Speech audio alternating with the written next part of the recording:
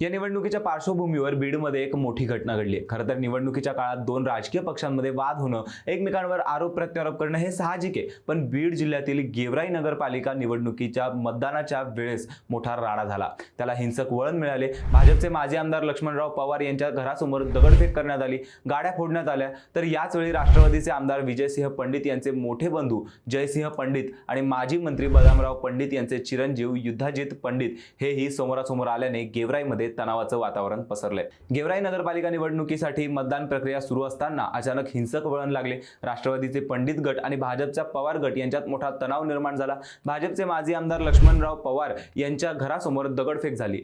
दोन्ही बाजूने एकमेकांवर हल्ला चढवण्यात आला। या दरम्यानच विजयसिंह पंडितांचे बंधू जयसिंह पंडित आणि बदामराव पंडितांचे चिरंजीव युद्धाजित पंडित हे आमनेसामने आले। शहरात तणावाची परिस्थिती असून वाहनांच्या काचा फोडण्यात आल्या आहेत। घटनास्थळी तणावाचे वातावरण आहे। घटनेची माहिती मिळताच गेवराईत पोलिसांचा मोठा फौजफाटा तैनात करण्यात आलाय। काही ठिकाणी लाठीचार्ज झाल्याची देखील घटना समोर आली आहे। दोन्ही गटांमध्ये झालेल्या वादातून परिस्थिती हाताबाहेर गेली आणि रस्त्यावर अक्षरशः धुमश्चक्रीचे चित्र पाहायला मिळाले। मात्र ही घडलेली घटना गेवराईतल्या निवडणुकीला गालबोट लावणारी ठरली आहे।